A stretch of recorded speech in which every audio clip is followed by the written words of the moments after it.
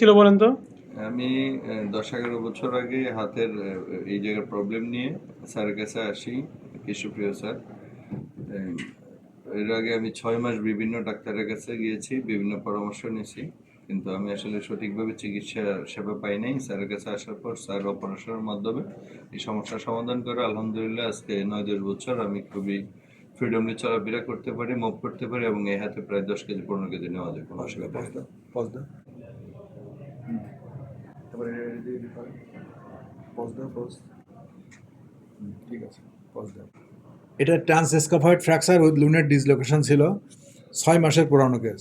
আমরা proximal rho কার্পেক্টমি করি, এবং এখন প্রক্সিমাল রো কার্পেক্টমি করার পরে last 12 years patient Anisur Rahman, উনি এখন মোটামুটি রিস্ক দিয়ে সব কাজ করতে পারতেছেন, এবং grip of strength, grip power almost 35 KG, এবং he can do everything with this hand.